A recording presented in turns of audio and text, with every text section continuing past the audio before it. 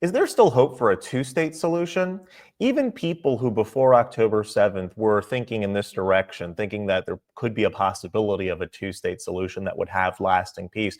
After October 7th, there's almost nobody that thinks that a two-state solution is a viable option, kind of dismiss it at this point as a fantasy, that you're going to reward terrorists by giving them a state. That's how it's going to work.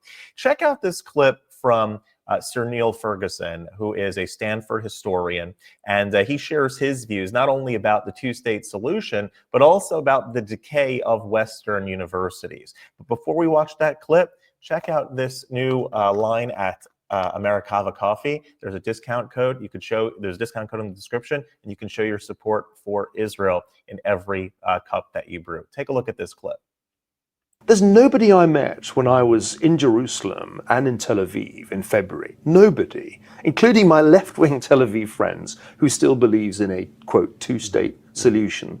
The response I got from pretty much everybody was, after October the 7th, you're going to reward them with a state? So I think that possibility has now largely gone in the region, and most people there recognize it. Quite why governments in Australia and in Europe think that they can make a Palestinian state come into existence by making bold declarations, I don't understand. Well, that immediately raises something that really troubles me. Like you, I absolutely believe that a lot of this is because we've forgotten the Holocaust. I mean, it's extraordinary. You've had people on the progressive side of politics who participated in burning the place down, in protesting against racism, real and perceived, Black Lives Matter and all the rest of it. And we suddenly find that many of those very same people are actually at heart anti-Semitic. They've fallen for the oldest prejudice, ugliest racist form of racism of all, it seems to me. It's been a very shocking thing for many people. Not so surprising to those of us who were living on university premises. One could see this toxic brew coming some time ago. It is a toxic brew because it combines different strains of anti-Semitism. There's the old Marxist-Leninist Soviet hostility to Israel, which really goes back to the Cold War.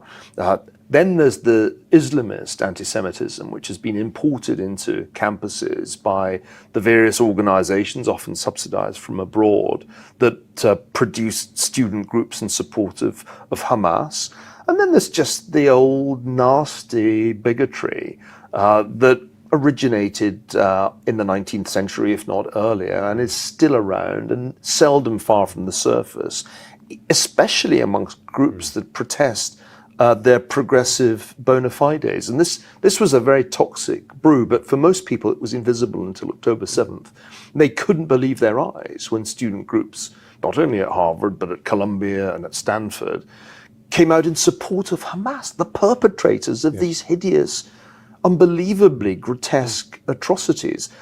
That was a shocker, and it was, I think, a reminder to all of us of just how insidious anti-Semitism is, that it can morph, mutate, shapeshift, and turn up, of all places, on the far left. And then you're told by people on the far left, oh no, you're the fascists, and Israel is committing genocide. This is a really strange, topsy-turvy world in which people on the far left accuse Israel of genocide, when in fact the genocidal attack came from Hamas.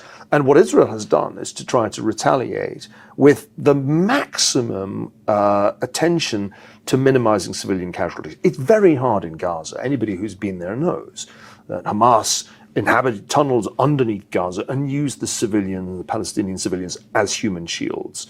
But if you compare the Israeli operation in Gaza with any similar military undertaking, actually the striking thing is the relatively low number of civilian casualties there have been. The term genocide has a history.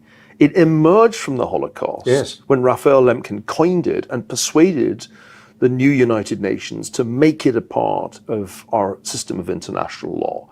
So to start using that term as a stick with which to beat Israel after attacks like those of October the 7th last year is completely bizarre to me and ought not to stand up to any slight scrutiny. What's baffling, really baffling to me, John, is that just in the last few days, there are young people in the streets of Australian cities expressing their solidarity with the leader of Hamas. Yes. I can't think of anybody who more richly deserved to be killed than that man. And they turn out to hear him praised as a martyr and a hero of jihad. Unbelievable. 100% correct. The two-state solution is a fantasy, and our universities in the West have become a place of moral depravity. If you like this content overall, I highly suggest you hit that subscribe button over there in the corner. We'd love to stay in touch. Take care.